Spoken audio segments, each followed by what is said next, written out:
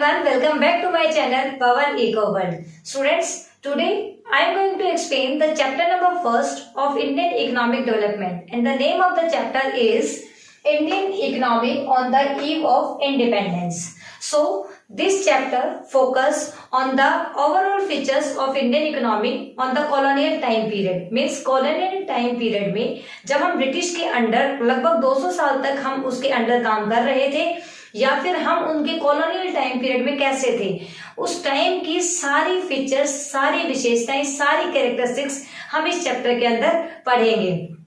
ये chapter basically 1947 मतलब on the eve of independence और आज के टाइम पीरियड में या आज तक के टाइम पीरियड तक जो जो चेंजेस आई हैं उन दोनों के साथ कंपेयर करेगा। इस चैप्टर के अंदर हम जो जो करेंगे वो सभी टॉपिक्स आज मैं आपको कवर करवाऊंगी। Means this is an introductory lecture for you.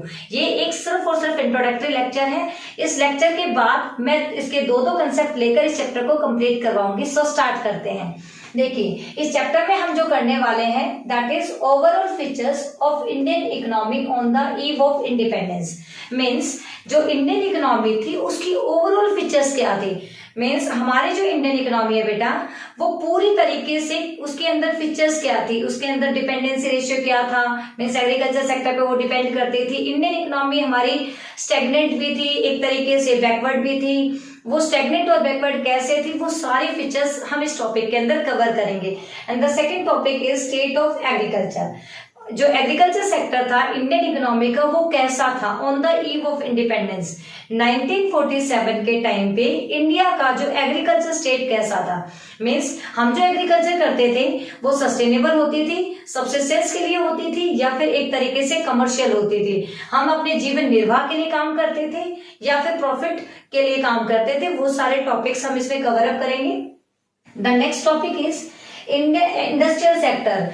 जो हमारा जीडीपी होती है बेटा, टोटल वो बेसिकली 3 चीजों से मिलकर बनी होती है। Means primary plus secondary plus tertiary.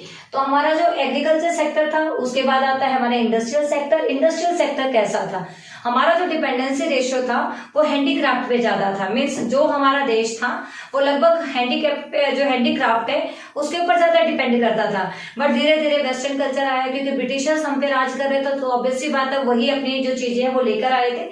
तो उसके बारे में भी हम इस चैप्टर में बात करेंगे। उसके बाद में नेक्स्ट है फॉरेन ट्रेड। मीन्स हमारा जो विदेशी व्यापार था। फॉरेन ट्रेड का मतलब होता है अपने देश को छोड़कर हम जितने भी देशों के साथ जो भी ट्रेड करते हैं वो फॉरेन ट्रेड होता है।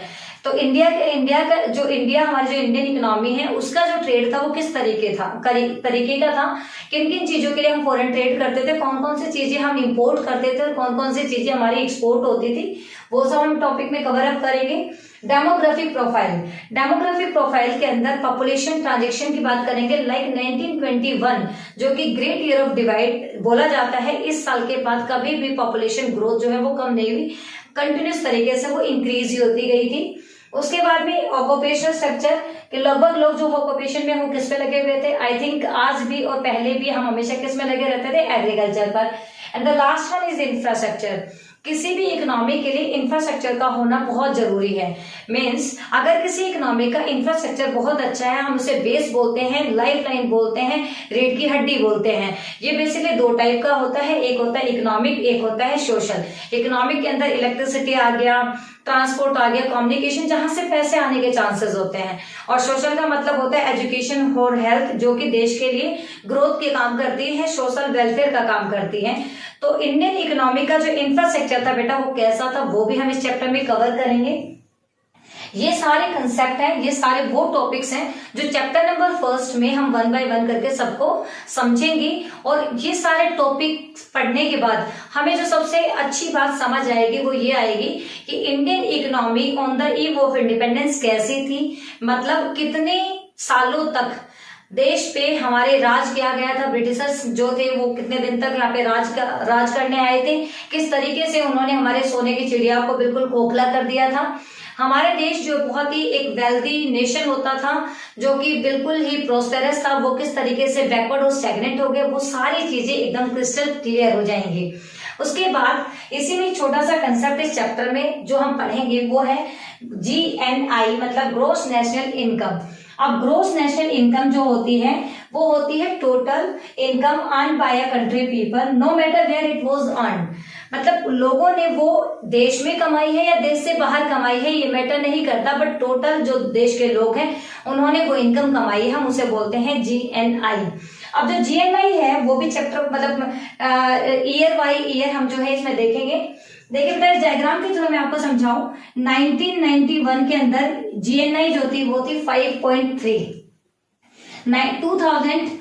2000 में 1 तक ये हो गई 3.6, मतलब पहले ये ग्रोथ ज्यादा थी फिर ये डाउन चली गई, मतलब यहाँ से कम हो रही है। उसके बाद भी ये 8.0 हो गई और 2020 और 21 के अंदर ये माइनस में चलेगी, मतलब हम घाटे में थे, हमारे जो GNI थी वो कम हो गई। उसके बाद 2021 और 22 के अंदर 9.4 हो गई, मीन्स हमने क्या करी, ग्रोथ करी। ये जो ट्रेंड है लगातार घटने और बढ़ने का, ये हमारे देश की एक सिचुएशन को दिखाता है कि जो देश था वो स्टेगनेंट था, बैकवर्ड था या डेवलपिंग है, किस तरीके का है। इन सभी फीचर्स को या इन सभी डेटा को देखने के बाद एक टॉपिक हमें समझ आता है कि जो हमारी नेशनल इनकम है या फिर जो हमारी पर कैपिटा इनकम है वो देश की ग्रोथ को शो करती है।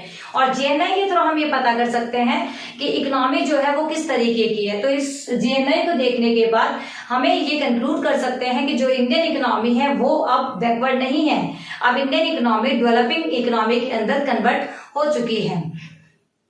ये सारी चीजें जो कि हम इस चैप्टर में पढ़ेंगे, इससे हमारे जो कंसेप्ट है वो और भी बहुत अच्छा हो जाएगा, जिससे हम हमारे जो इकोनॉमी है उसके रिगार्डिंग बहुत अच्छे अच्छे आइडियाज, इनोवेटिव आइडियाज सोच सकते हैं। That's all about the introduction of first chapter. Stay connected, bye bye.